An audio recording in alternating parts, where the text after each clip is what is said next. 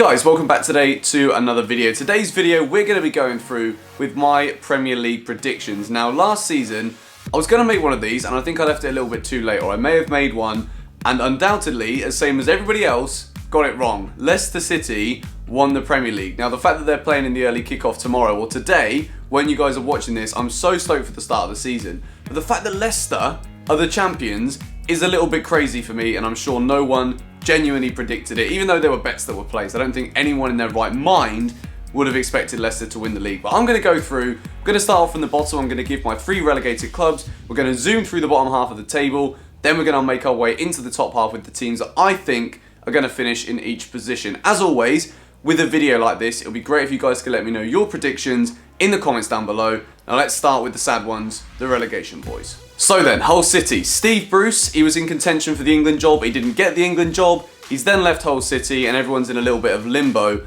at the football club. They've not made too many signings and I don't think their team's going to be strong enough to stay in the Premier League for another season. So Hull City are bottom. Burnley, again, I mean, I think they've got some great players. I think they're going to have the right spirit. They've always shown that whenever they've come up into the Premier League. But I don't think they're going to have a squad that is capable of actually coping with the rest of the team. So they're in 19th and 18th. Now, if you're a Sunderland fan, you're probably going to hate me for saying this. But if you're not a Sunderland fan, I'm sure some of you can relate. Isn't it about time that Sunderland got relegated to the Championship? Now, I actually take my hat off to Sam Allardyce and, well, Jermaine Defoe as well for saving Sunderland's bacon last season. But for me, they always seem to do well against Chelsea, which gives me an initiative to hope they go down.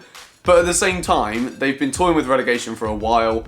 This year, with everybody strengthening, I mean, they've still got, they've got a relatively good side, but I think it's Sunderland's time to go down. Right then, storming up through the table, 17, 16, 15 and 14, I've gone with Bournemouth and Middlesbrough. Now, if Bournemouth stay up again this season, no matter what happened last season, that was a miracle in itself. If Leicester didn't win the league, the fact that Bournemouth stayed in the Premier League from last season is an absolute fairy tale for them. I think they're going to stay up again. Middlesbrough, I think of all of the teams that have been promoted, I think they've made the best signings. I also think they've got the strongest squad, so I expect them to stay up. Moving up further from that, 15th and 14th, I've gone for Watford and Crystal Palace respectively. Now for Watford, they started off the season very well. By December, I think they were in the top half. All of a sudden, second half of the season, Ighalo stopped scoring goals. He's just signed a new contract, still a very good football player. If he can start scoring again, they should be okay to not get relegated. But I think Watford could be one of those teams this season who do, hover around the trapdoor. They're going to need some good spells in order to get the points on the board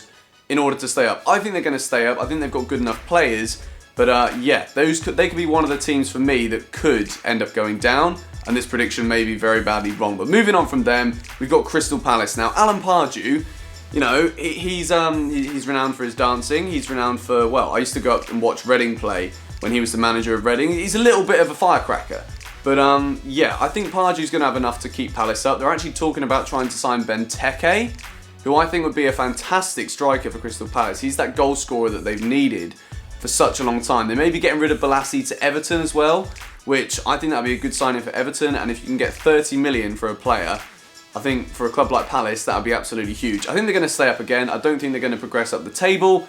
If you're a Palace fan, let me know what you think of Pardew and let me know how you're going to get on this season.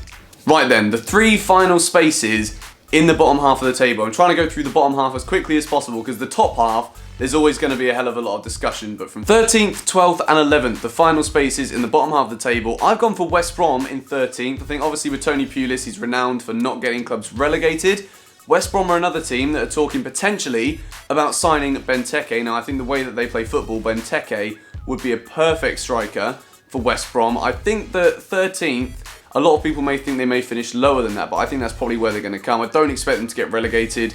Tony Pulis is their manager. He doesn't get clubs relegated. Moving on from that, Swansea in 12th. Again, you never really know what you're going to get with Swansea. On their day, they play some of the best, most attractive football in the league, but they don't get results consistently enough. I think 12th, considering how much the teams above them that I'm going to say are going to finish above them have actually strengthened, I think they'd be happy with that. As for Stoke, I think it's going to be another one of those seasons where they do enough. They're not going to get relegated. They've got a very, very strong squad now, Stoke. But in comparison to the teams in the top half, I don't think they're going to be able to breach the top half of the table this season.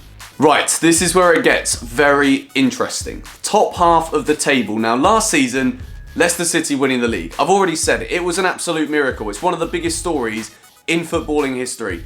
Can they do it again?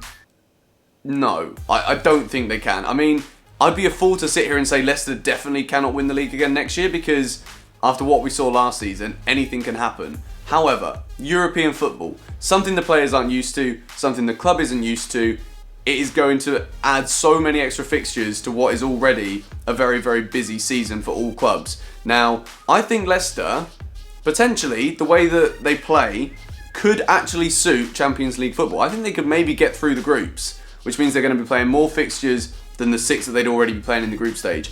I think the Premier League is going to be beyond them again this year. I think there's so many teams above them who have strengthened, and when I say above them, I mean from my predictions, that I think 10th would be not... I don't know, as a Leicester fan, if I was a Leicester fan and you win the Premier League and then finish 10th, you wouldn't be happy with that, clearly. Obviously, I'm a Chelsea fan. We went from winning the league to doing exactly that. But Champions League football, I don't think they're going to be able to do it again. 9th place and 8th place. I've gone for Southampton and West Ham respectively. Southampton in 9th. I do feel as though, I feel sorry for Southampton. They've brought through so many fantastic players. Ronald Koeman, one of the best managers in the Premier League, in my opinion.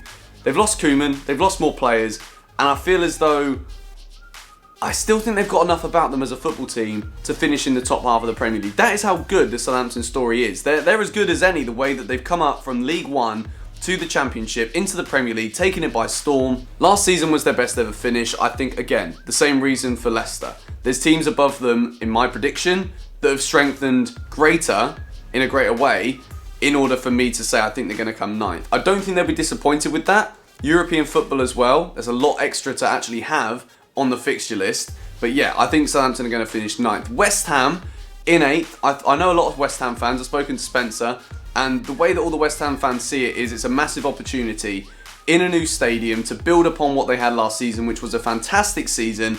If it wasn't for a few iffy results towards the end, they could have got in the Champions League. I think, again, this year, European football as well, playing on a Thursday night, it's never easy. So I don't see West Ham progressing from last season, but I think they're going to finish in 8th. I don't think that's a bad finish for West Ham again this year. Again, because all of the other teams are strengthened. That's like a recurring theme throughout this video, me saying about who's strengthened the most.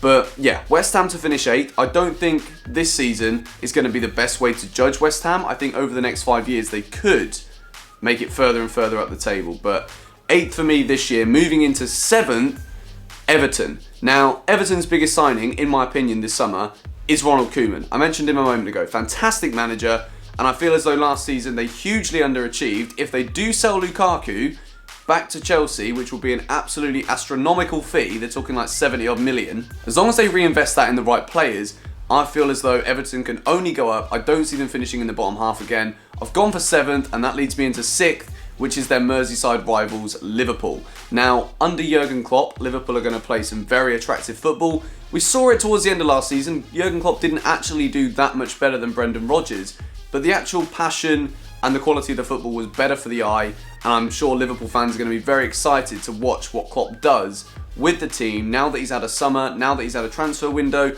Balotelli's going to be off. He's not going to be on the books anymore. No one's got to worry about him to be causing trouble in the dressing room. I think it's a good time to be a Liverpool fan. I feel as though, for me, I still think they're going to come 6th, but, you know, there's other teams above them that I feel are going to have more consistent seasons. I think that's the biggest thing for Liverpool. If they can find some consistency, there's no reason why they can't be right up there.